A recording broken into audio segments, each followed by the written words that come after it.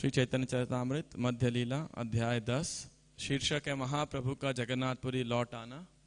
और प्रयार संख्या जो आज हम पढ़ेंगे वो है 143 और जो बोर्ड पे लिखा है वैसे 140 से लेकर 150 तक ये महाप्रभु का गोविंद को अपने सेवक के रूप में स्वीकार करना, यह जो कथा है, ये प्रसंग है, ये इसमें समापन हो जाएगा आज। फिर अगला प्रसंग प्रारंभ होगा ब्रह्मानंद भारती के साथ महाप्रभु का संवाद।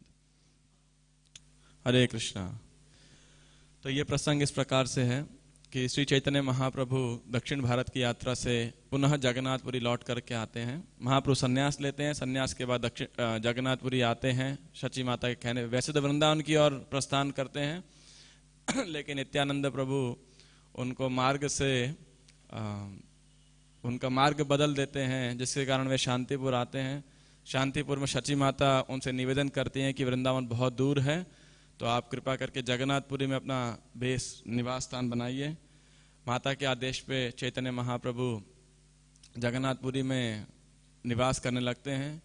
जगन्नाथपुरी में कुछ समय रहने के बाद में और सार्वभौम भट्टाचार्य इत्यादि कई लोगों को वैष्णव बनाने के बाद महाप्रभु दक्षिण भारत की यात्रा में जाते हैं। अब भक्तों को तो कहते हैं कि मैं किस लिए जा रहा हूं, अपने भाई विश्व रूप की खोज करने के लिए, जिन्होंने संन्यास ले लिया था। लेकिन असली अभिप्राय क्या था महाप्रभु का? जो दक्षिण भारत के सब निवासी है उनका उद्धार करने के लिए, वहां कृपा प्रदान करने के लिए, हरिनाम संकीर्तन, हरिनाम का वितरण करने के लिए महाप्रभु जाते हैं। 2 साल तक महाप्रभु पूरा जो है ईस्ट कोस्ट से लेके और वेस्ट कोस्ट, यहाँ महाराष्ट्र तक, पंढरपुर तक, पूरा आंध्र प्रदेश, तमिलनाडु, केरला, कर्नाटका, गोवा और उसके बाद महाराष्ट्र तक आते हैं महाप्रभु। और फिर रास्ते में बहुत लोगों का उद्धार करते हैं, कई जगह बहुत सारी सुंदर लीलाएं करते हैं। और ये करने के बाद महाप्रभु दोबारा फिर कहाँ आते हैं? जगन्नाथपुरी वापस लौट के आते हैं। तो इसलिए इस अध्याय का नाम है महाप्रभु का जगन्नाथपुरी लौट आना। तो यहाँ जगन्नाथपुरी से गए थे और वापस आए। इसके बाद महाप्रभु की एक यात्रा होगी, वो होगी बंगाल तक, कन्हई नटशाला तक। महाप्रभु दोबारा प्रयास करते हैं वृंदावन जाने का। पहली बारी प्रयास किया संन्यास के तुरंत बाद, तो क्या हुआ? नित्यानंद प्रभु ने उनको पथ भ्रमित कर दिया, जिसके कारण वह शांतिपुर आए। दूसरी बारी जाने का प्रयास करते हैं तो महाप्रभु पहुंच नहीं पाते। वे कन्हई नटशाला से जस्ट पहले रामकेली के अंदर रूप और सनातन से मिलते हैं, उन्हें दीक्षा देते हैं। और सनातन गोस्वामी उन्हें कहते हैं कि इतने हजार लाखों लोग महाप्रभु को फॉलो कर रहे थे। जो महाप्रभु के संकीर्तन को देख लेता वापस घर ही नहीं जाता था, उन्हीं के साथ ज्वाइन कर लेता था। तो चैतन्य महाप्रभु को सनातन गोस्वामी ने कहा कि इतने सारे लोगों को तीर्थ यात्रा पे लेके जाना सही नहीं है। और महाप्रभु को ये बात ठीक लगी और कन्हई नटशाला से महाप्रभु वापस लौट आए। वापस आते हैं, भक्तों से मुलाकात करते हैं और वे गदाधर पंडित को विशेषकर कहते हैं कि मैंने आपका हृदय तोड़ा था, आपके प्रति अपराध किया, इसलिए मैं वृंदावन नहीं जा पाया। और अन्य भक्तों को कहते हैं कि सनातन ने मुझे सही शिक्षा दिया, तो अब मैं क्या करूंगा, 1 या 2 संगी को लेकर के जाऊंगा, बस ज्यादा भीड़ को नहीं लेके जाऊंगा। और फिर तीसरी बारी महाप्रभु तब प्रयास करते, अब झारखंड के जंगल से रास्ते से होके वृंदावन जाते हैं और रिटर्न में आते हुए प्रयाग वाराणसी में रूप और सनातन गोस्वामी को शिक्षा दे करके और फिर जगन्नाथपुरी लौटते हैं। तो ये पूरा मध्य लीला का बेसिकली जो महाप्रभु के ट्रेवलिंग पास टाइम, प्रीचिंग पास टाइम्स हैं, वो इस मध्य लीला का सार है। तो अभी उनका पहला ट्रेवल दक्षिण भारत से होकर के महाप्रभु वापस लौटते हैं। जब वापस लौटते हैं तो भक्त लोग बहुत खुश होते हैं और अनेक अन्य भक्त भी जो कि अन्य जगह पर रह रहे थे या कुछ अन्य कार्य कर रहे थे, वे सब वहां से जब पता लगता है कि महाप्रभु लौट आए हैं तो वे सभी समाचार को सुन के जगह जगह से लौट के आने लगते हैं और उड़ीसा में ही जगन्नाथपुरी के अंदर अपना निवास बनाने लगते हैं। तो इससे पहले स्वरूप दामोदर गोस्वामी जो कि पुरुषोत्तम आचार्य, वे आए थे और ऐसे कई भक्तों का वर्णन है जो जगन्नाथपुरी में आए और महाप्रभु के साथ रहने लगे। तो इन सब भक्तों के साथ में, और वहां पे कौन थे? सार्वभौम भट्टाचार्य, तो वो तो उड़ीसा के ही थे। तो जब एक बार ऐसे ही सब भक्त बैठे थे तो वहां पे कौन आते हैं? गोविंद, एक भक्त आते जिनका नाम है गोविंद। वे आते हैं, महाप्रभु को प्रणाम करते हैं और वे अपना परिचय देते हैं कि मैं कौन हूं, मेरा नाम गोविंद है और मैं ईश्वरपुरी का सेवक हूँ। ईश्वर पुरी भृत्य गोविंद मोर नाम, पुरी गोसाई राज्ञा आयनु तोमार स्थान। कि मैं ईश्वरपुरी की सेवा किया करता था। ईश्वरपुरी कौन थे? श्री चैतन्य महाप्रभु के गुरु। तो बोल रहे मैं उनका सेवक हूं, और जब वो सिद्धि प्राप्ति करने वाले थे, अर्थात जब उनका तिरोभाव होने वाला था, तो उन्होंने मुझे बोला कि मैं श्री चैतन्य की जाकर के सेवा करूं। तो उनकी आज्ञा से मैं जो हूं यहाँ पे आया हूं। तो और बोला कि मेरे को और काशीश्वर पंडित को, हम दो लोगों को बोला था, हम दोनों उनके सेवक थे, लेकिन मेरे को उन्होंने बोला कि हम दोनों को बोला कि चैतन्य महाप्रभु की आप सेवा करो, लेकिन विशेषकर मुझे बोला। तो इसके बाद में मुझे बोला कि आप चैतन्य महाप्रभु के पास जाओ, उनकी सेवा करो।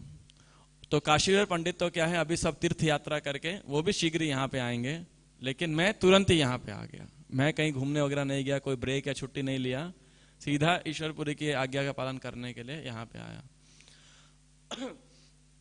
तो जो है चैतन्य महाप्रभु ने जब ऐसा सुना तो उन्होंने कहा कि ईश्वरपुरी का मेरे ऊपर बहुत वात्सल्य था, एक पिता के समान प्रेम था उनका, इसीलिए उन्होंने अपनी अहेतु की कृपावश यहाँ पे भेजा है। मेरे ऊपर अहेतु की कृपा करने के लिए उन्होंने क्या किया है, आपको यहाँ पे भेजा है। तो यह सुनकर सार्वभौम भट्टाचार्य प्रश्न पूछते हैं उनसे। तो यहाँ पे दो प्रश्न पूछे जाएंगे, एक का तो पहले ही चर्चा हो चुकी है, मैं ब्रीफ समराइज कर रहा हूँ, दूसरा प्रश्न आज पूछा जाएगा। तो सार्वभौम भट्टाचार्य महाप्रभु से पूछते हैं कि ये ईश्वरपुरी ने, गोविंद तो ब्राह्मण खानदान से नहीं है, ब्राह्मण कुल में नहीं पैदा हुए हैं, शूद्र परिवार में जन्मे थे, तो गोविंद ने ईश्वरपुरी ने गोविंद को अपना सेवक क्यों रखा? तो जो है तो महाप्रभु इसका उत्तर देते हैं, उन्हें 4 श्लोकों के अंदर उत्तर देते हैं, 137 से लेके 38, 39 और 40 के अंदर। वे कुल मिला के ये कहते हैं कि भगवान जैसे पूर्ण स्वतंत्र हैं, ऐसे ही मेरे गुरु ईश्वरपुरी भी स्वतंत्र हैं। उनकी कृपा किसी वैदिक नियम के अधीन नहीं है ना? तो ऐसा उनको बोलते हैं। और केवल कृष्ण की कृपा किस पे निर्भर है? स्नेह के ऊपर। यदि भक्त स्नेह करते हैं और कृष्ण से, तो कृष्ण उन पर कृपा करते हैं। और उदाहरण किसका देते हैं यहाँ पे चैतन्य महाप्रभु? विदुर जी का। कि विदुर कौन थे? एक शूद्राणी के गर्भ से जन्म लिया था, उन्होंने दासी पुत्र थे, लेकिन कृष्ण ने क्या किया?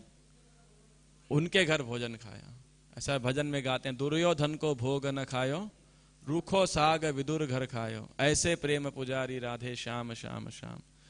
तो कि भगवान जो हैं स्नेह प्रेम उसके भूखे हैं। भगवान नहीं देखते किस जाति पाति या क्या है।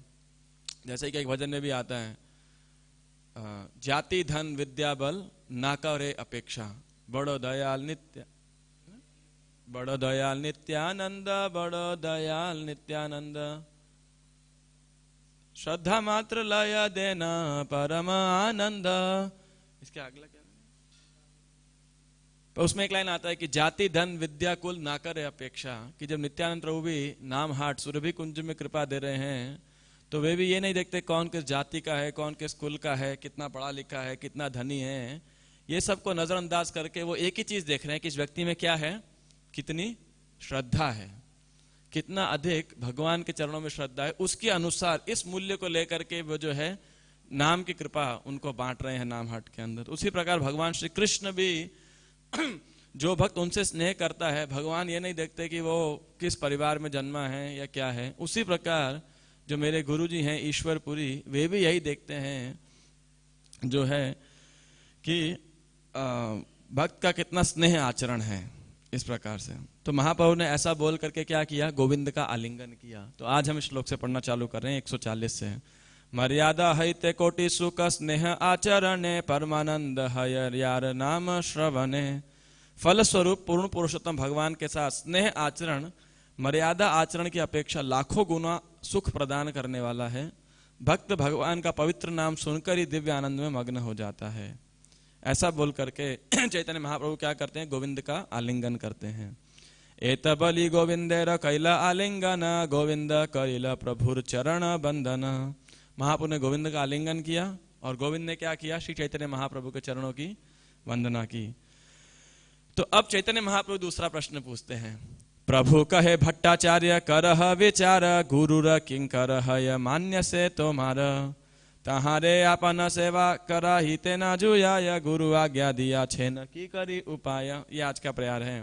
तो चैतन्य महाप्रभु ने सार्वभौम भट्टाचार्य से कहा कि हे भट्टाचार्य, विचार करो थोड़ा, गुरुर किंकर है मान्य से आमार, कि जो गुरु के सेवक हैं वो क्या है, मेरे लिए बहुत ही पूजनीय हैं, बहुत ही आदरणीय हैं, तो मैं उनको अपनी सेवा में कैसे लगा सकता हूँ।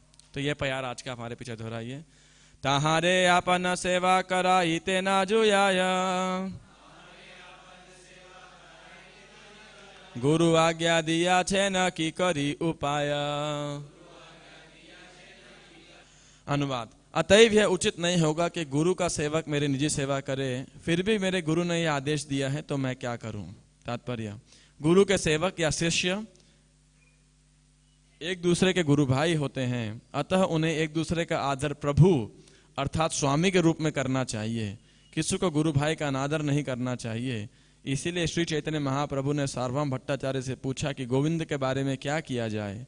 गोविंद श्री चैतन्य महाप्रभु के गुरु ईश्वरपुरी के निजी सेवक थे, और अब ईश्वरपुरी ने गोविंद को आज्ञा दी थी कि वह चैतन्य महाप्रभु के निजी सेवक बने। अतः प्रश्न था कि ऐसी स्थिति में क्या किया जाए। इसलिए श्री चैतन्य महाप्रभु अपने अनुभवी मित्र सार्वभौम भट्टाचार्य से पूछ रहे थे। तो ये बड़ा जो है प्रसंग है कि अब ये गुरु के सेवक हैं, उनके गुरु भाई हैं, और उनको जो है आज्ञा दी गई है कि आप जाओ और अपने एक वरिष्ठ गुरु भाई की आप निजी सेवक बनो, चैतन्य महाप्रभु के सेवक बनो। तो गोविंद के लिए तो यह हर्ष का विषय था, उनके अहंकार पे नहीं आई थी, क्या है हम दोनों गुरु भाई, फिर मेरे को सेवा में लगा दिया, गुरु जी ने पार्शियलिटी की है ना, कुछ ऐसा पक्षपात कर रहे हैं, या काश मैं भी सन्यासी होता तो मुझे एक सर्वेंट मिल जाता।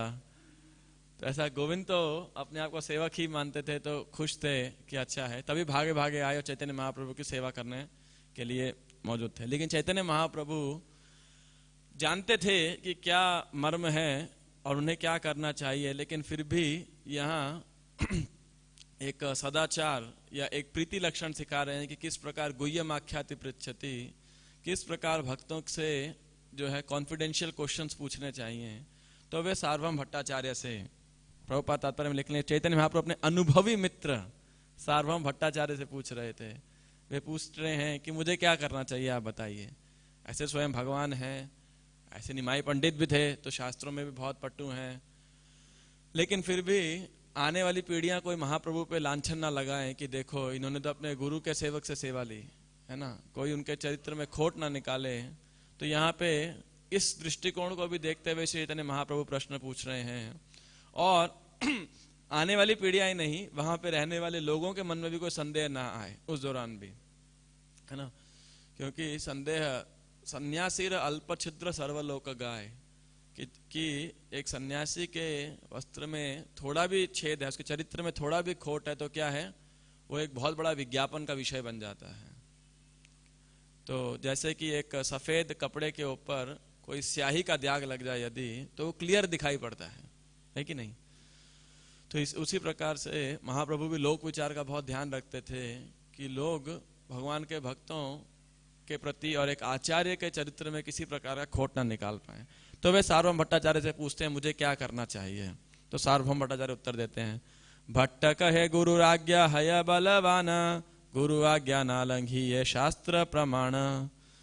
सार्वभौम भट्टाचार्य ने कहा गुरु का आदेश अत्यंत बलवान होता है, उसका उल्लंघन किया नहीं जा सकता, यही प्रामाणिक शास्त्रों का आदेश है। कि नहीं, आपने तो नहीं मांगा था और आपने तो गोविंद को ऑफर नहीं दिया था कि मेरी सेवा करो, ईश्वरपुरी ने भेजा है, तो गुरु की आज्ञा क्या है, अत्यंत बलवान है, उसका उल्लंघन नहीं करना चाहिए, यह शास्त्रिक प्रमाण है। जय श्री चादर राधिका की जय, श्री जगन्नाथ बल्लभ सुभद्रा महारानी की जय, श्री कृष्ण बलराम की जय, श्रील प्रभुपाद की जय। तो और फिर ऐसा नहीं, उन्होंने 2 उदाहरण कोट किए शास्त्रिक प्रमाण के।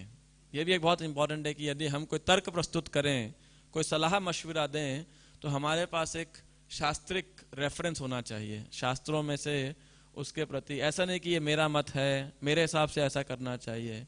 यदि हमसे भी कोई मार्गदर्शन लेने आता है तो बहुत इंपॉर्टेंट है कि हम कुछ ना कुछ प्रकार से शास्त्रिक सिद्धांत को प्रस्तुत करें वहां पे। तो यही बात सार्वभौम भट्टाचार्य 2 उदाहरण देके करते हैं। सशुश्रुवान् मातरि भार्गवेण पितुर्नियोगात् प्रहतं द्विषद्वत् प्रत्यगृहीतग्रदशासनं तद आज्ञा गुरुणाम ह्यपचारणीया।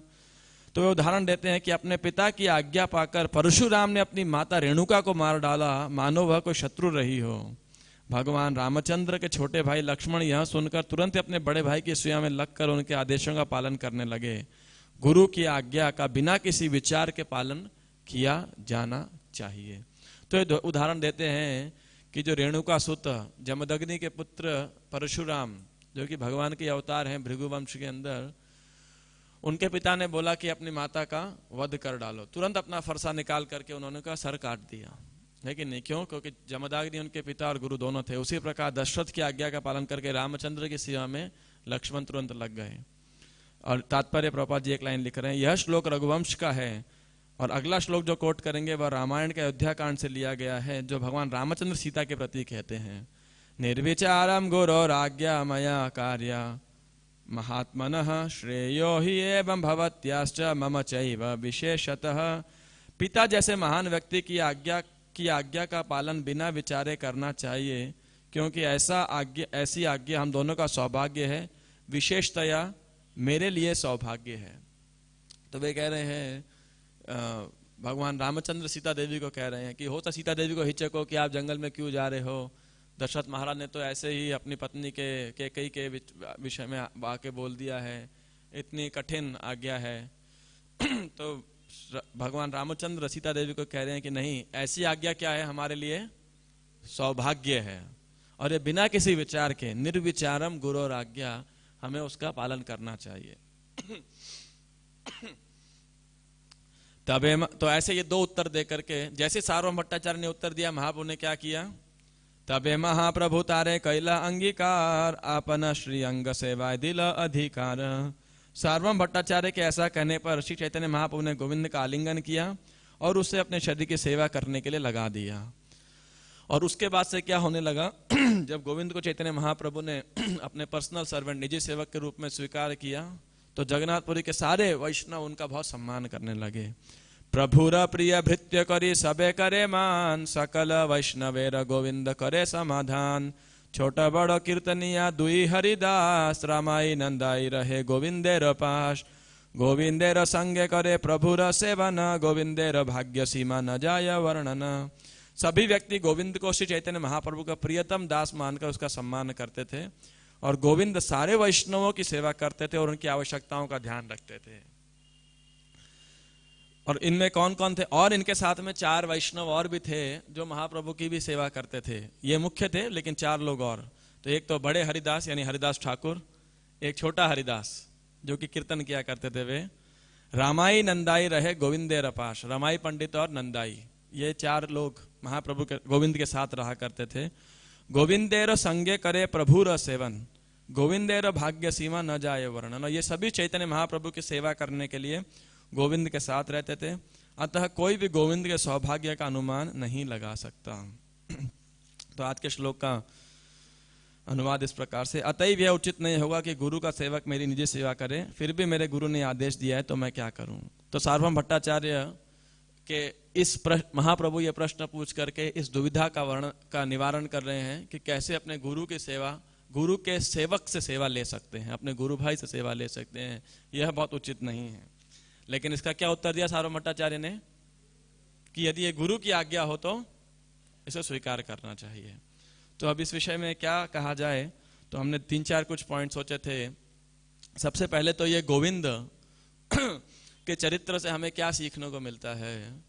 गोविंद के चरित्र से एक बहुत ही आदर्श सेवक कैसा होना चाहिए, एक सेवानिष्ठ, एक कर्तव्यनिष्ठ सेवक कैसा होना चाहिए, उनके चरित्र का वर्णन चैतन्य चरितामृत के अंत्य लीला में के 10वें अध्याय में आता है कि उनकी महानता को उजागर करने के लिए चैतन्य महाप्रभु ने एक लीला रची थी।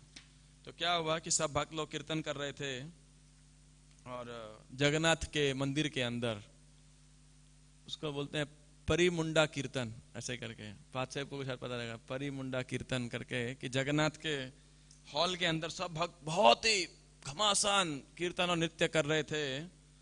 तो फिर महाप्रभु ने देखा कि सब भक्त थोड़े जो है थक गए हैं। तो महाप्रभु ने बोला कि ठीक है, आप अभी सब जो है जाके अपने घर में जाइए और विश्राम कीजिए। तो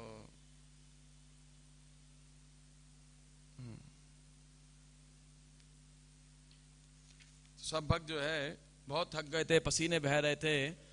नित्यानंद प्रभु ने देखा कि भक्त थक रहे हैं, तो जितनी भी कीर्तन पार्टी थी सबको एक एक करके उन्होंने बंद करा दिया। ऐसे कभी ऐसा होता है ना, भक्त लोग थक जाते हैं या मैनेजर्स को बंद करना पड़ता है। कीर्तन में अक्षय चल रही होती है लेकिन बोलते हैं अरे भाई रात हो गई, पड़ोसी शोर मचाएंगे, तो उनको बंद कराना पड़ता है, थोड़ा धीमे करो, है ना। या भक्त लोग प्रसाद के लिए नहीं जा रहे हैं तो बोलना पड़ता है अरे भाई, यू नो। तो ऐसे नित्यानंद प्रभु ने एक एक करके सारी कीर्तन पार्टियों को शांत कर दिया। सिर्फ एक कीर्तन पार्टी रह गई। तो महाप्रभु देखा कि इतना जोरदार कीर्तन नहीं हो रहा है, तो समझ गए अभी। तो महाप्रभु का दिव्य आनंद थोड़ा कम हुआ। फिर उन सब भक्तों को बोला कि आप जो है अपने घर, सबने समुद्र स्नान किया, प्रसाद लिया सबने, और फिर महाप्रभु ने बोला कि आप सबने निवास स्थान पर जाइए और विश्राम कीजिए। और महाप्रभु स्वयं भी अपने निवास स्थान गंभीरा में आ गए।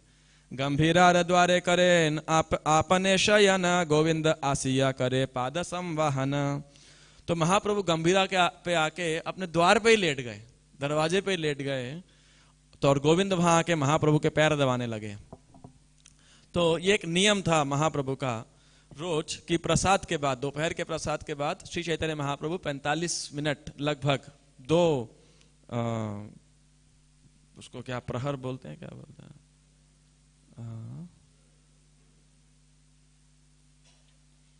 एनीवे, तो लगभग 45 मिनट, हाँ, दो दंड। तो लगभग 45 मिनट के बाद 45 मिनट महाप्रभु विश्राम किया करते थे और गोविंद उनका पाद संवाहन करते थे। तो आज के दिन भी ऐसे ही हुआ, लेकिन महाप्रभु भी बहुत थके हुए थे या लीला कर रहे थे, तो वे दरवाजे पे आके लेट गए। और जो है तब गोविंद का नियम था कि जब महाप्रभु लंच के बाद महाप्रभु प्रसाद ग्रहण करते थे, गोविंद फिर विश्राम करते थे, गोविंद उनके पाद सम्मान करते थे और फिर महाप्रभु का जो उच्चिष्ट महाप्रसाद है उसे ग्रहण किया करते थे। लेकिन आज क्या हो गया, सब द्वार जुड़ी प्रभु कोरी आछे न शयन, भीतरे जाइते नारे गोविंद करे निवेदन। तो महाप्रभु लेट गए दरवाजे पे, पूरा दरवाजा घेर लिया। तो गोविंद ने, अब कमरे में जा नहीं सके गोविंद, तो पैर दबाने के लिए तो उस तरफ जाना पड़ेगा। तो उन्होंने प्रार्थना की कि महाप्रभु आप एक तरफ करवट बदल लीजिए तो मैं भीतर जाके आपका जो है पाद संवाहन कर सकूं। तो महाप्रभु ने बोला शक्ति ना ही अंग चलाई थे, मेरे में शक्ति नहीं है शरीर हिलाने की अभी। तो गोविंद बार बार उत्तर दे, नहीं आप प्लीज थोड़ा साइड दे दीजिए, मैं सेवा कर सकूं। तो महाप्रभु ने बोला कि नहीं, मैं अपना शरीर नहीं हिला सकता। तो गोविंद ने बोला, गोविंद कहे करिते चाही पाद संवाहन, प्रभु कहे करवाना कर यही लय तुम्हार मन। आपकी इच्छा है करो ना करो, लेकिन मैं नहीं हिलने वाला अभी। बड़ी दुविधा की स्थिति है, क्या करें। तो आपके मन के ऊपर निर्भर है।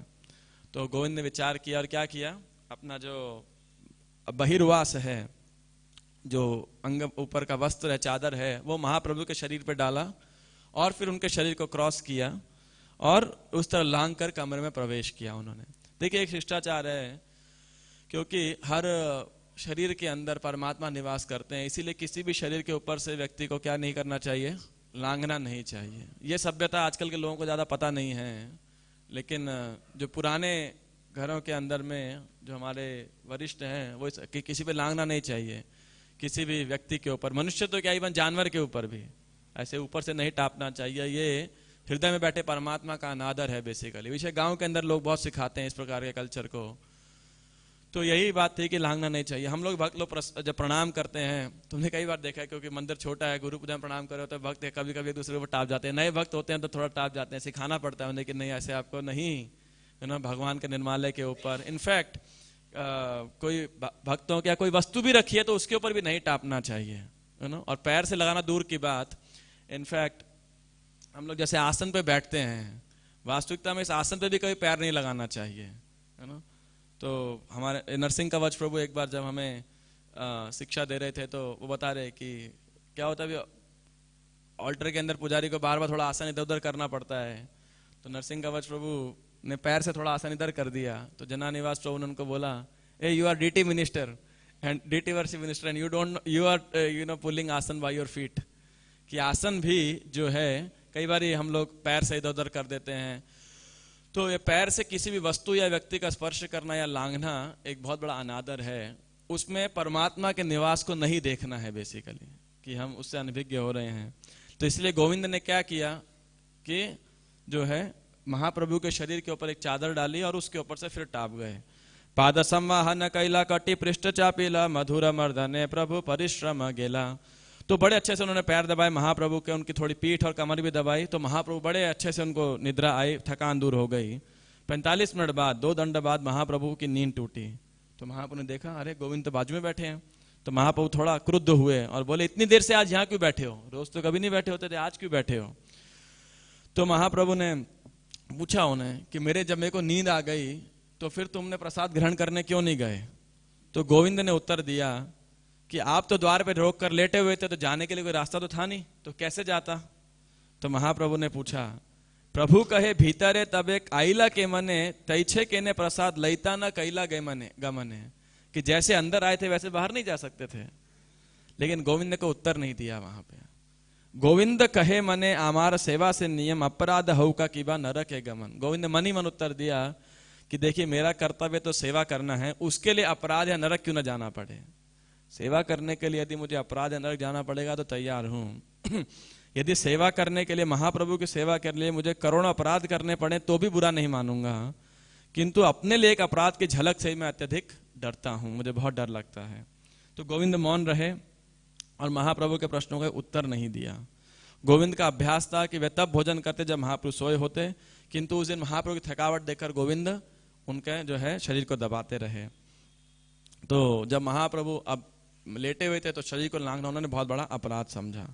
और कविराज गोस्वामी कह रहे हैं यही सब हय भक्ति शास्त्र सूक्ष्म मर्म चैतन्य कृपाय जाने यही सब धर्म, कि भक्ति की ये सब शिष्टाचार की सूक्ष्म बातें हैं, जिसने चैतन्य महाप्रभु कृपा प्राप्त की है केवल वही इन तत्वों को समझ सकता है। कि जो वैष्णव शिष्टाचार है, सदाचार है, कि कब हमें अपराध करना, कब अपराध कर सकते हैं basically. So it's called breaking a higher rule for a lesser rule, है ना। कि कभी कभी हम किसी एक नियम को, छोटे नियम को तोड़ते हैं, किस लिए, किसी बड़े उद्देश्य के लिए। Breaking a lesser rule for a higher purpose basically, है ना। कि कभी हमें तुलना करते, नियम तो तोड़ना ही पड़ेगा। कि जैसे मान लीजिए आप प्रसाद पा रहे हैं और पूरा प्रसाद समाप्त हो चुका है और रात्रि के 10-11 बज चुके हैं, आपकी प्लेट लगी हुई थी, उस समय आप आके प्रसाद पाना शुरू कर दिया आपने। 4 चपाती थी आपके पास में या 2 चपाती थी, और कोई भक्त आया, उसने भी दोपहर से भोजन नहीं करा था। जैसे कल हुआ था ना, 12 बजे के बाद फास्टिंग था, तो सबका शेड्यूल बिगड़ जाता है। अब रात के 9-10 बजे कई भक्त घूम रहे थे प्रसाद पाने के लिए, हम भी 2-3 लोग घूम रहे थे कहीं प्रसाद है। तो फॉर्चुनेटली कल संडे था तो प्रसाद था सब भक्तों के लिए। लेकिन मान लीजिए यदि आपके पास में प्रसाद है और आप प्रसाद पा रहे हैं, तभी एक भक्त आया, बड़ा भूख लगा है उसको, अब क्या करेंगे आप? अपनी थाली में से प्रसाद देंगे या नहीं देंगे? देना चाहिए नहीं देना चाहिए? आप नरक में जाएंगे जूठा देंगे तो। हाँ, अगर आप नहीं, जूठा कर लिया है, कर चुके आप, 1 चपाती खा चुके हैं, 3 बची है, अब क्या करेंगे? और ऐसा भी नहीं कि ऊपर से खा रहे हैं, प्रॉपर जूठा किया है आपने, है ना, तो क्या करेंगे? देना चाहिए साधारणतया। कभी कोई भी आए, प्रभु जी अपना उच्चिष्ट दे दीजिए, भक्त पद धूलि यार भक्त पद जल भक्त भुक्त अवशेष 3 महाबल, प्रभु जी आपका अवशेष दे दीजिए, तो क्या करना चाहिए? तब तो नहीं देना चाहिए, ना मांग के किसी को शर्मिंदा करना चाहिए। लेकिन यदि ऐसी परिस्थिति हो और भक्त मतलब इतना भूखा है, तो हमें क्या करना पड़ता है? कभी एक छोटे नियम को तोड़ सकते हैं किसी अन्य वैष्णव की संतुष्टि के लिए। रोजाना की प्रैक्टिस नहीं कीजिएगा, है ना, कि सब भक्त मेरा महाप्रसाद पाएंगे, कृपा प्राप्त करेंगे। लेकिन इमरजेंसी, आपात धर्म के अंदर, so we break a lesser rule for a higher rule basically, कि वैष्णव की प्रसन्नता एक ज्यादा महत्वपूर्ण है। एक बार प्रभुपाद जी के एक शिष्य, मुझे नाम तो याद नहीं उनका, तो वे प्रभुपाद के आसन के ऊपर एक भक्ति सिद्धांत ठाकुर की फोटो लगाने वाले थी। तो उस कमरे के अंदर शायद कुछ और व्यवस्था नहीं होगी, तो उन्होंने पूछा प्रभुपाद जी क्या मैं आपके आसन पर चढ़ के जो है फोटो टांग सकती हूँ? तो प्रभुपाद जी ने कहा for service what you can climb on my shoulder on my head also, कि आप मेरे सर पे भी खड़े हो सकते हैं, है ना। तो इसलिए कहने का अर्थ है कुल मिला के गोविंद एक बहुत ही संवेदनशील, एक बहुत ही सदाचारी सेवक थे, जो अपने स्वामी की, श्री चैतन्य महाप्रभु के प्रति उनकी पूर्ण श्रद्धा थी और वे बिल्कुल निस्वार्थ थे। तो यहीं पर अब कुछ प्रश्न आते हैं कि क्यों सन्यासियों को, क्या किसी पर्सनल सर्वेंट की आवश्यकता है? क्या उन्हें रखना चाहिए, नहीं रखना चाहिए? भाई सन्यास ले लिया, अब क्या आवश्यकता है एक निजी सेवक रखने की, सेवा लेने की? वो तो उनको तो अपना सारा कार्य खुद करना चाहिए। करना चाहिए कि नहीं करना चाहिए? खुद करना चाहिए ना, कि सेवक रखना चाहिए? क्या कहते हैं? मिक्स्ड उत्तर है लोगों के कि रखना चाहिए, नहीं रखना चाहिए। रखना चाहिए। क्यों?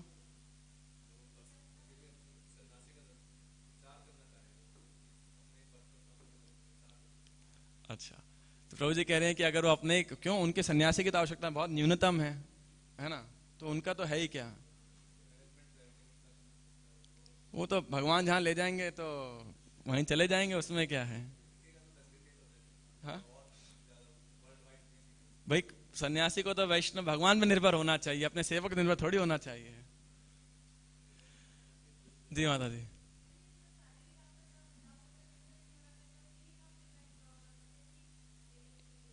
अच्छा, सन्यासी प्रोटेक्टेड रहते हैं। सन्यासी तो भगवान के द्वारा वैसे ही प्रोटेक्टेड हैं, सूर्यदम सर्वभूता नाम, है ना, कि वे तो हमेशा, सन्यासी का मतलब क्या है कि जो भगवान को अपने मित्र के रूप में सदैव अपने हृदय के अंदर दर्शन कर सकता है। बेसिकली वह सन्यास का लेवल है। और इसीलिए वह प्रत्येक जीवों के क्या श्लोक है, तितिक्षवा कारुणिका सुहृदा सर्वदेही नाम। सन्यासी क्यों सुहृत है? वैसे सुहृत कौन है? भगवान। भगवान क्या कहते हैं गीता के अंदर श्लोक है ना, ज्ञात्वा माम शांति, क्या इसके पहले, भोक्ताराम यज्ञ तपसाम सर्वलोक महेश्वरम सुहृदम सर्वभूतानाम। देखिए भगवान सुहृत हैं सर्वभूत जीवों के, और सन्यासी एक भक्त को भी, वैष्णव को भी यही बोला गया है, सुहृदम सर्वदेही नाम, है कि नहीं? क्यों? क्योंकि सन्यासी को रियलाइजेशन होता है कि भगवान सबके मित्र हैं, भगवान मेरे मित्र, और भगवान की सदैव सबके अंदर देख सकता है, वो तो हमेशा प्रोटेक्टेड है ही है। यदि वो अपने धर्म का पालन कर रहा है अच्छे से और वो एक रियलाइज्ड है, तो अपने आप प्रोटेक्टेड है, उसे किसी सेवक की आवश्यकता नहीं है, वह भगवान के द्वारा सेवा करता है। लेकिन फिर भी सन्यासी की इच्छा है वह सेवक रखे चाहे ना रखे, उसके ऊपर कोई बंदिश नहीं है सेवक रखना, है कि नहीं? पहली बात। दूसरी, वे इसलिए रखते हैं ताकि वे अपने प्रचार कार्य को फैसिलिटेट कर पाए और उनके जो अन्य शारीरिक कुछ आवश्यकताएं हैं, चाहे वो न्यूनतम ही क्यों ना हो, वे सब पूरी हो सके शांति से। तीसरा, वे इसलिए भी करते हैं, विशेषकर ब्रह्मचारियों के लिए प्रशिक्षण होता था कि ऐसे वरिष्ठ भक्तों के साथ, सन्यासियों के साथ ट्रेवल करें और विरक्त हों बेसिकली। तो ये सन्यासियों की, ब्रह्मचारियों की एक महत्वपूर्ण सेवा के अंदर आता था। पुराने वैदिक काल के अंदर तो वो अपने गुरु के साथ और अन्य सन्यासियों के साथ ट्रेवल ही किया करते थे, और एक सेवक की, तुच्छ सेवक की तरह उनके सारे कार्य करते थे। क्या कार्य होते थे उनके? उनके कार्य, उनके कपड़े धोना, प्रसाद के कुकिंग करना, व्यवस्था करना, उसके बाद जिस कमरे में रहने सफाई करना, और बेडिंग वगैरह लगाना, बेडिंग वाइंड अप करना, कपड़े धोना, कपड़े सुखाना। अगर उनके पास शालिग्राम शिला है या कोई विग्रह है तो पूजा में, अर्चना में असिस्ट करना। और पहले तो ऐसे टूटी अटैच बाथरूम नहीं होते थे, तो पानी भर के लाना पड़ता था या कुएं से पानी निकालना। तो अर्थात सन्यासी के बाद में सोना और पहले उठना, है कि नहीं? तो ये सारी व्यवस्था करना, ये ब्रह्मचारियों के लिए एक बहुत अच्छा प्रशिक्षण होता था। और गुरु भी इस प्रकार से अपने शिष्यों को प्रशिक्षण दिया करते थे ताकि वे भी भविष्य में ऐसे विरक्त साधु बन सके, सन्यासी बन सके। तो वो अपनी कृपा हेतु भी ऐसे सेवा दिया करते थे, देते हैं। तो हम देखते हैं इस्कॉन के अंदर भी कई सन्यासी हैं जो बिना किसी असिस्टेंट के ट्रैवल करते हैं, है ना, और कई सन्यासी हैं जिनके पास एक एक, दो दो, तीन तीन असिस्टेंट भी होते हैं। क्यों? क्योंकि उनके प्रचार क्षेत्र के ऊपर, प्रचार कार्य के ऊपर निर्भर करता है, और उनकी क्षमता पर्सनल सेवकों का हैंडल करने की भी, उस पर भी निर्भर करता है। अभी पीछे इस चंद्रमौली स्वामी महाराज आए थे, तो उन्होंने हमें क्लास में बता रहे थे कि 4 प्रकार के कष्ट होते हैं। आपने 3 ही ताप सुने होंगे ना, आदि दैविक, आदि आत्मिक, आदि भौतिक। बोले एक चौथा ताप क्या होता है? आदि दास्यिक कष्ट, पर्सनल सर्वेंट्स के द्वारा दिए गए कष्ट। तो महाराज अभी लगभग 60-70 के आसपास एज होगी उनकी, लेकिन फिर भी वो बाकायदा बिना किसी सर्वेंट के ट्रैवल करते हैं। और भी ऐसे कई सन्यासी हमारे इसमें, भक्ति विघ्नाथ नरसिंह महाराज हैं, और प्रबोधन सरस्वती महाराज हमारे, वो सब चलो ना सेकंड जनरेशन हिमालय, थोड़ा अभी यंग भी होंगे, लेकिन 70 साल की उम्र में भी कई कई हमारे सन्यासी हैं जो अकेले ट्रैवल करते हैं, तो क्यों करते हैं? तो प्रबोधन सर से वहां से हमने पूछा था एक बारी कि महाराज आपको असिस्टेंट रखते हैं, अभी पीछे तो जो किसी ने उत्तर दिया था कि सन्यासी इज प्रोटेक्टेड, तो जीबीसी का भी नियम है कि अपने साथ एक भक्त को रखना, ताकि कलयुग है तो बहुत पावरफुल है, तो सन्यासी भी कहीं पद भ्रमित ना हो, इसलिए अपने साथ एक असिस्टेंट रखो। तो प्रबोधन सर से वहां से पूछा कि महाराज आप तो अब क्या करेंगे, अभी तक तो रखते नहीं थे। तो महाराज बोले जब तक अवॉइड कर सकता हूँ करूंगा। तो हमने बोला क्यों महाराज ऐसा क्यों, आपकी मदद करेगा? बोले मदद क्या करेगा, कल कुछ गड़बड़ करेगा तो फंसूंगा मैं। तो महाराज कहते इसलिए मैं तो रखता नहीं किसी को, जो है कि इसीलिए जो है, क्योंकि एक्चुअली पर्सनल सर्वेंट रखना हमको लग सकता है कि बहुत बड़ा एक क्या बोलते हैं सहूलियत होगी हमको, लेकिन वास्तविकता के अंदर ये बहुत बड़ी जिम्मेदारी भी होती है और बहुत बड़ी तकलीफ भी हो सकती है। जिम्मेदारी कैसे है? क्योंकि उस भक्त के जो आपके आश्रित है, सेवक है, उसके हर आध्यात्मिक जिम्मेदारी तो आप ही की है कि नहीं? हम चैतन्य महाप्रभु की लीला में देखते हैं, दक्षिण भारत जब महाप्रभु गए तो उनके निजी सेवक कौन थे? उनके काल कृष्णदास। अब ये काल कृष्णदास भी बहुत बढ़िया सेवक थे, लेकिन जब साउथ इंडिया में पहुंचे तो एक जगह क्या हुआ, भट्टाहारी स्त्रियों के प्रभाव में आ गए, आकर्षित हो गए और जो है उनके साथ जाने लगे। तो महाप्रभु को जा करके उनको पकड़ के लेके आना पड़ा, शिखा पकड़ के लेकर के आए वापस, और सब भट्टाहारी ने क्या किया, महाप्रभु पे आक्रमण कर दिया हथियारों से। और लेकिन जब महाप्रभु को हथियार उन्होंने फेंके तो क्या हुआ, वही हथियार पलट करके वापस उन भट्टाहारों पे गए, उन सबका वध हो गया। और लेकिन महाप्रभु वापस लेकर के आए, काल कृष्णदास को नित्यानंद को सौंप दिया। बोले देखो मेरी जिम्मेदारी थी, तुम्हारा आदमी था ये, तुमको मैंने सौंप दिया, लेकिन आप ऐसे व्यक्ति को दोबारा मत भेजना मेरे साथ, है कि नहीं? तो बड़ा चिंता का विषय है कि मान लीजिए यदि सर्वेंट को कुछ हो जाए तो लोग तो वरिष्ठ को, सुपीरियर को गाली देंगे ना कि देखो भाई आपकी सेवा कर रहा था, और गलती चाहे सर्वेंट की क्यों ना हो, है कि नहीं? फिर महाप्रभु के साथ अगली बार जब वृंदावन जाने वाले थे तो महाप्रभु अकेले ही निकलने वाले थे, बोले इस बार किसी को नहीं लेके जाऊंगा। साउथ इंडिया में भी अकेले जाने वाले थे, तो नित्यानंद बोले कि नहीं मैंने तो सब ट्रैवलिंग किया है पहले, तो सब रास्ते पता है, आराम से ले जाऊंगा आपको। तो महाप्रभु बोले कि पहले दंड तोड़ दिया तुमने, इस बार क्या क्या तोड़ दोगे पता नहीं। फिर दामोदर पंडित ने बोला कि नहीं मैं आपके साथ चलता हूँ, तो बोले आप सब समय मुझे शिक्षा देते रहोगे कि ये ठीक नहीं है, वो ठीक नहीं है। तो ऐसे करते करते महाप्रभु ने सबको रिजेक्ट किया। तो उन्होंने बोला कि ठीक है इस ब्राह्मण को जाओ काल कृष्णदास को, तो महाप्रभु ने कहा ठीक है। फिर अगली बार वृंदावन जाने लगे तो भक्तों ने फिर बोला आप किसी को लेके जाओ, तो महाप्रभु बोले नहीं इस बार तो किसी को नहीं लेके जाऊंगा, पहली बार डंडा तोड़ दिया तुम लोगों ने, और इस बार दूसरी बार ये भट्टाहारी स्त्रियों चला गया, अकेले जाऊंगा। तो महाप्रभु को बड़ा सब भक्तों ने जिद किया कि नहीं आप कैसे करोगे, आप तो एक हाथ से जप करोगे, एक हाथ से काउंटिंग करोगे, तो कैसे आप अकेले ट्रैवलिंग करोगे, फिर कहीं भावेश नित्य करोगे, दंड कहीं जाएगा, कमंडलू कहीं जाएगा, आपका वस्त्र कहीं जाएगा, तो कौन संभालेगा उसे? तो हमारी एक विनती है कि आप क्या करो, जा तो रहे हैं, हमें मत लेके जाओ, एक अच्छा ब्राह्मण ले जाओ, है ना? तो बोले ये एक उत्तम ब्राह्मण ले लें, वो भिक्षा लाएगा, पकाएगा, प्रसाद देगा, आपका जलपात्र उठाएगा, सब करेगा। तो इसीलिए तो प्रभु कहे निजी संगी कहो ना लईबा, एक जने मिले आने मने दुख कहीबा। बोले अपने किसी संगियों में से तो किसी एक को लेके नहीं जाऊंगा। क्यों? अगर एक को लेके गया तो क्या होगा, बाकी सब बड़े दुखी होंगे कि मेरे को नहीं लेके गए, मेरे को नहीं लेके गए। लीडर बड़ा समस्या वाला कारण है कि नहीं? क्योंकि सबको संतुष्ट कर ही नहीं सकते। तो महाप्रभु ने बोला नूतन संगी हई बे का स्निग्ध जार मन, ऐच्छे जबे पाई तबे लह एक जन। देखो ऐसा नया व्यक्ति होना चाहिए, नया भक्त होना चाहिए, ताकि किसी को टेंशन ना हो वहां पे। दूसरा क्या होना चाहिए, स्निग्ध जार मन, उसका मन शांत होना चाहिए, ज्यादा मन रेस्टलेस चंचल नहीं होना चाहिए उसका, ऐसा मिलेगा तो लेके आओ। स्वरूप कहे यही बलभद्र भट्टाचार्य तोमा तो स्निग्ध बड़ा पंडित साधु आर्य, कि यह बलभद्र भट्टाचार्य हैं, आपके प्रति इनका बड़ा अनुराग है, सच्चरित्र विद्वान और आध्यात्मिक चेतना में उन्नत है। तो ऐसे बोला तो महाप्रभु ने स्वीकार कर लिया बलभद्र भट्टाचार्य को, और बलभद्र भट्टाचार्य का भी असिस्टेंट था उसको भी ले लिया। तो दो आदमी महाप्रभु के साथ गए। तो ऐसे हुआ, अब वृंदावन गए तो महाप्रभु जमुना को देखा, जैसे ही महाप्रभु को एक्सटेसी आ गया, जंप मार दिया उन्होंने, है ना?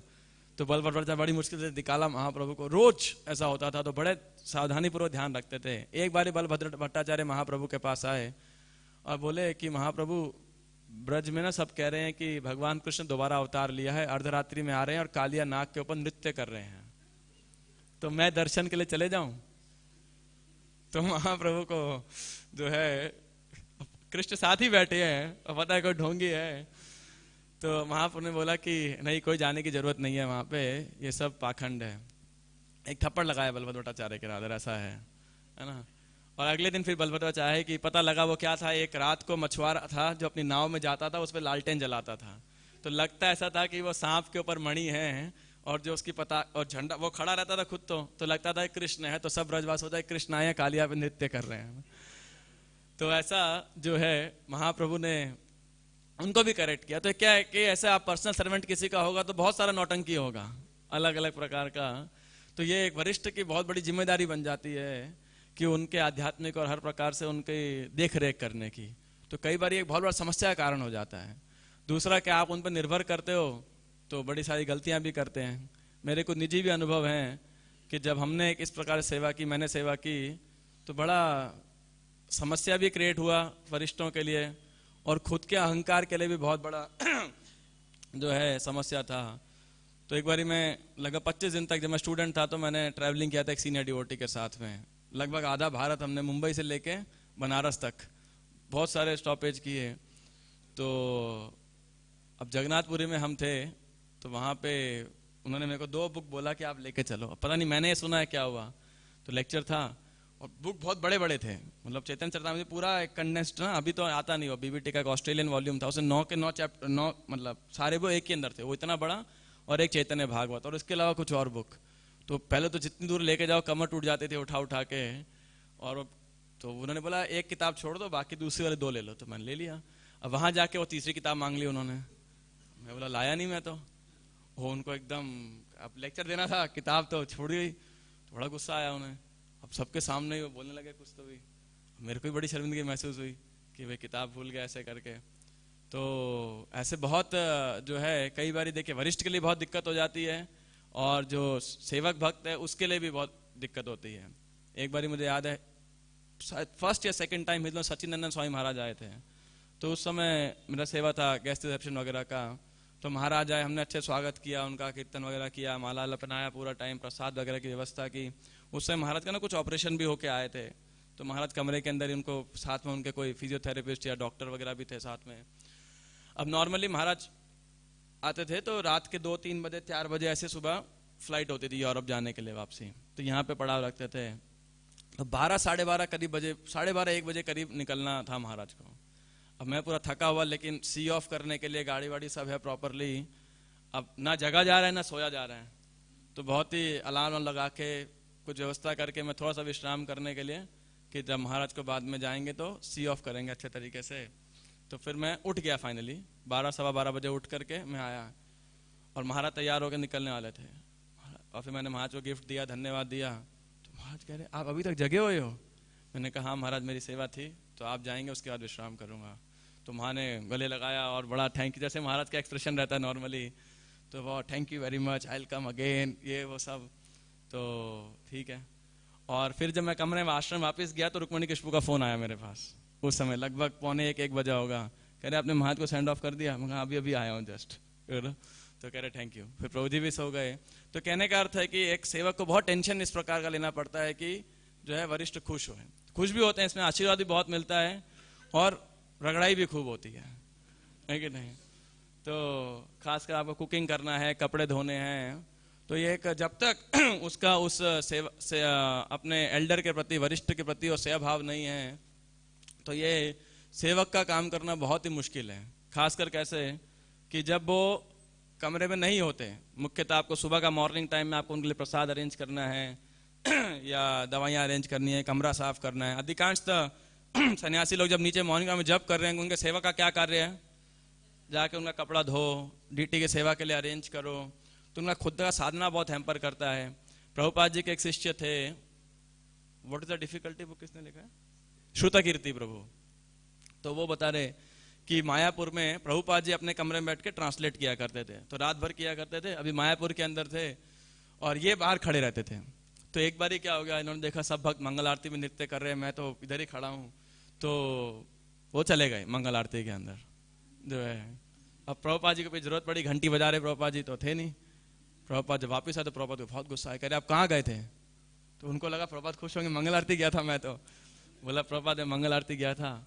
तो प्रभुपाद जी बोले don't indulge in sense gratification. बोले फॉर यू मंगल आरती जाना आपके लिए क्या है? इंद्रिय तृप्ति है। यहाँ पे मैं इतना सेवा कर रहा हूँ जिसके लिए उसमें मुझे जहाँ हेल्प जरूरत पड़ेगी आपको वहाँ पे मौजूद रहना चाहिए।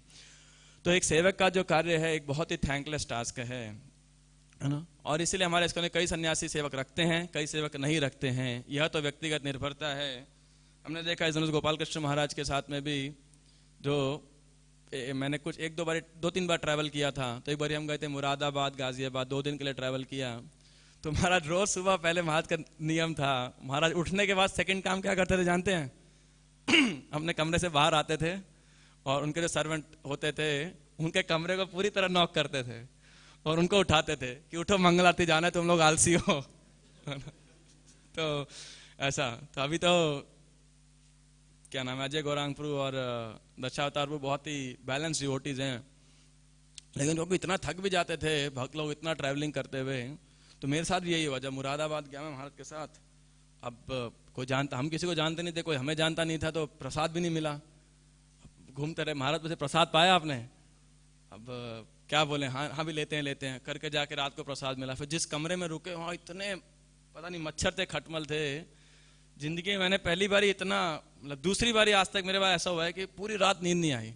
तो हमारे साथ 5-6 नंबर थे, वो तो गाड़ी में जाके, और ड्राइवर तो गाड़ी में जाके एसी चला के सो गए, और मैं पूरी रात घूमता रहा, इधर घूम के उठ के जब किया। फिर सुबह सब मॉर्निंग प्रोग्राम हमारा करके फिर महाराज गाजियाबाद आए। अब मैं गाड़ी में बैठा जैसे ही, तो अब गाड़ी में बैठते नींद आ गई। प्रसाद भी तो अब दिन के अंदर फीस्ट भी मिलता था पूरा, तो मुरादाबाद ने पूरा फीस्ट भक्तों ने बनाया था, माँ ने थोड़ा सा पाया, बाकी हमको खत्म करना था सारा। तो भूख भी लगी थी, खाया और गाड़ी में बैठ के सो गए। अब सीधा 3 घंटे बाद गाजियाबाद पहुंचे, तो वहीं जाके आँख खुली और महाराज पीछे मुड़े और देखे, कह रहे you know some people have habit, as soon as they sit in the car they go to sleep. इतने प्रेम से डांटने का तरीका है। कह रहे कुछ लोगों की आदत होती है गाड़ी में बैठते उन्हें नींद आ जाती है। अब मेरे को शर्मिंदगी हो रही थी। फिर गाजियाबाद पहुंचे, महाराज ने कुछ मीटिंग किया, वहां भी खूब सारा प्रसाद। महाराज ने थोड़ा सा पाया, बोला आप इन लोगों को खिलाओ। और सारे लोग हम पे टूट पड़े। तो था भी बहुत सारा फीस्ट, खाया प्रसाद। अब गाड़ी में बैठे ईस्ट वगैरह आना था, लेकिन नींद के इतने झपके आ रहे हैं, लेकिन अब डांट नहीं खानी थी। तो बैठे आराम से, बड़ी मुश्किल से जग करके। फिर एक बार मैं पुणे में था, तो पुणे से बॉम्बे आए। अब महाराज का लेट नाइट तो प्रोग्राम चलता था, मैं तो सिर्फ वैसे ही बॉम्बे आ रहा था। तो मैंने बोला महाराज मैं बॉम्बे जा रहा हूँ। तो महाराज कह रहे मैं भी जा रहा हूँ, चलो मेरे साथ। तो मैंने कहा चलो अच्छा, महाराज का संग मिलेगा। फिर जो पुणे का जो एनवीसीसी मंदिर है, महाराज ने वो लैंड देखा, फिर खारघर के लैंड को देखा, फिर जुहू पहुंचे। और रास्ते के अंदर महाराज तो पूरा टाइम, कम से कम नहीं तो भी 25-30 माला तो ज़्यादा ही कर रहे कंटिन्यूसली। और पीछे सारे भक्त बैठे को नींद आ रही। और महाराज क्या करते, गाड़ी के आगे शीशे के अंदर से पीछे देखते थे, पीछे मुड़ के नहीं देखते थे, पीछे कौन क्या कर रहा है। और मैंने बात नोट कर ली थी कि महाराज बाबा देखते हैं, और बार बार उठाते रहते थे। आप लोग बहुत सोते हो, आप लोग बहुत सोते हो, अब क्या करें। फिर अभी लास्ट एक एनेक्डोट है। एक भक्त हमारे अभी रिसेंटली महाराज कुंभ मेला में गए थे, तो महाराज बनारस गए। तो एक भक्त 2 दिन महाराज के साथ ही था, और कंटिन्यूस वॉक के ऊपर प्रसाद सब करते करते। तो बाद में मैंने उसको फ़ोन किया, मैंने कहा कैसा रहा आपका, फोटोज तो थे कुछ, तो मैंने कहा आपका क्या अनुभव रहा, थोड़ा शेयर करो। तो बताया ऐसे ऐसे महाराज के साथ बात हुई, हम यहाँ गए, महाराज ने ऐसे पॉलिटिशियन को प्रचार किया, बिजनेसमैन को प्रचार किया, सब करते थे, बहुत कुछ बताया। कह रहे कि महाराज को, लेकिन इसकी हालत ख़राब हो गई भक्त की। और महाराज ने फिर वहाँ से शायद दिल्ली आए, हाँ दिल्ली आना था आगे प्रोग्राम से। तो इसने महाराज से ऐसे पूछ लिया, क्लोज थे, कि महाराज आप इतना कैसे करते हैं, कर लेते हैं इस उम्र के अंदर, मेरे तो हालत ख़राब हो गई। उसने ऐसे बोल दिया, how do you do so much. महाराज ने बड़ा अच्छा उत्तर दिया। महाराज कह रहे, when we were with Shrila Prabhupada we also asked that question to Prabhupada, Prabhupada how do you do so much. कि प्रभुपाद से उन्होंने पूछा, प्रभुपाद आप कैसे करते हैं इतना। तो महाराज ने यही उत्तर दिया कि हम प्रभुपाद के साथ थे तो हम भी यही सोचते थे, प्रभुपाद से पूछते थे आप इतना कैसे कर लेते हो। तो ये जो निधि सेवक होता है उसके लिए बहुत ही जो है कृपा भी बहुत है, और उसके साथ अपराध भी बहुत कर सकता है। बोला जाए अग्नि और किसके साथ, अग्नि गुरु और तीसरा एक और चीज आता है, नहीं अग्नि गुरु और अर्च विग्रह, इनसे ज्यादा दूर भी नहीं जाना चाहिए और पास भी नहीं जाना चाहिए, क्योंकि पास जाने में अपराध बहुत हो सकते हैं, और दूर रहने से तो आपको कुछ कृपा प्राप्ति नहीं होगी। तो लेकिन जब इतना पास में कोई रहता है तो स्वाभाविक है कि इसमें अपराध बहुत सारे हो सकते हैं। तो एक भक्त को बहुत सावधान रहना चाहिए। और गोविंद एक आदर्श उदाहरण है कि किस प्रकार से हम उनसे सीख सकते हैं, है ना, कि किस प्रकार सदाचार का पालन करना चाहिए। और एक बारी, ऑफकोर्स शायद ये माताओं के लिए इतना प्रसंग रेलिवेंट ना हो, इसीलिए एक आपको कहानी बताता हूँ कि एक बार इन्होंने राधानाथ स्वामी महाराज एक भक्त के घर में गए, उनके डिसाइपल के, तो माता जी ने बहुत बढ़िया प्रसाद बनाया और महाराज के स्वास्थ्य ठीक नहीं था, तो खाने की इच्छा बिल्कुल नहीं थी उनकी। तो महाराज ने बहुत ही थोड़ा सा लिया, सिर्फ आधा रखने के लिए, और उन्होंने बनाया था इतना सारा आइटम महाराज के लिए। तो वो माता जी को बड़ा दुख हो गया कि महाराज आपने लिया नहीं, वो रोने लग गई वही महाराज के सामने। अब महाराज क्या करें? तो महाराज ने बड़ा अच्छा उत्तर दिया, you know, you are crying because you have work so hard. आपने इतना मेहनत किया और प्रसाद बनाया और मैं उसको ले नहीं रहा हूँ। Similarly I feel very crying when I prepare lecture with such, मतलब विद सच कितना इतने with hard work and you people sleep in the class. महाराज कहते हैं मुझे भी ऐसा ही रोना आता है जब मैं इतनी मेहनत से लेक्चर प्रिपेयर करता हूँ और आप लेक्चर में बैठ के सोते रहते हो, है ना। तो वहां ने बोला कि मुझे भी ऐसे रोना आता है। वहां ने प्रसाद ग्रहण नहीं किया लेकिन एक शिक्षा दिया। तो कहने का अर्थ है सेवक का जो जीवन है वो बहुत टफ हो सकता है, उसमें कृपा भी बहुत है। किसी को ऐसा सौभाग्य प्राप्त हो तो हर भक्त को ऐसा लेना चाहिए वरिष्ठ भक्तों की सेवा करने के लिए। दूसरा, इन जनरल भी जिन भक्तों ने अपना जीवन दिया है, जब वे वृद्ध हो जाते हैं तो स्वाभाविक बॉडी की के लिए आवश्यकता है। तो जो जवान आदमी, हमारी उम्र में तो कोई रियलाइज ही नहीं कर सकता कि बुढ़ापा होता क्या है, कितना भी थ्योरेटिकली हम कुछ भी बोले हैं, लेकिन वृद्धावस्था के कष्ट को कोई भी जवान व्यक्ति कभी रियलाइज नहीं कर सकता, कभी भी, है ना। तो इसीलिए युवावस्था के अंदर जो भक्त युवा हैं, जिनका शरीर ठीक से काम कर रहा है, उनको देखना चाहिए कि जिन भक्तों ने अपने सेवा किया है, वृद्ध हैं, वरिष्ठ हैं, उनकी सेवा करने के लिए लालायित रहें और सेवा अवश्य करें। अगर इच्छा नहीं भी हो तो कम से कम कर्तव्य के रूप में करें, चाहे इसके अंदर बहुत सारा टेस्ट ही क्यों ना हो इसके अंदर, क्योंकि वृद्धावस्था में क्या होता है, स्वाभाविक थोड़ा क्रोध आ जाता है। प्रभुपाद जी कहते हैं old man and a child, there is no difference between them. बूढ़ा व्यक्ति एक बच्चे के समान हो जाता है, तो बहुत सहनशीलता होती है, लगती है उसके अंदर। तो इसीलिए जो चाहे, अब जैसे जयप्रताप का स्वामी महाराज हैं, अब उनको कितना सेवा कर रहे हैं, राधा गोविंद स्वामी महाराज हैं, तो उनको तो बैठाना पड़ता है। तो इतने शिष्यों की कर्तव्य निष्ठा नहीं होगी तो कोई सेवा नहीं कर सकता, और उनको हर कोई सेवा लेनी पड़ती है, और सेवा लेनी भी चाहिए। और सेवा कैसे लेते हैं, वो किस भाव से नहीं, वो इस भावना से लेके उनके पास इन शक्ति होनी पड़ेगी वरिष्ठ के पास में कि उस सेवा को एब्जॉर्ब करे, कृष्णा को ट्रांसफर कर सके, है कि नहीं। कृष्ण इतने कनेक्टेड होंगे तभी वो कर पाएंगे। अब और बहुत क्या बोलते हैं, मीनियल सेवा, टॉयलेट लेके जाना, कपड़े धोना, ये सब करना पड़ता है शिष्यों को। और उसके बाद भी क्या मिलता है उन्हें?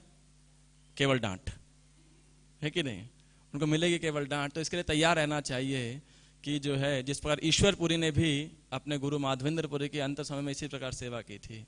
तो यहाँ पे गोविंद चैतन्य महाप्रभु की सेवा करने के लिए आए, और यहाँ पे इस प्रकार से प्रत्येक दिन पाद सम्मान करते थे वो चैतन्य महाप्रभु का।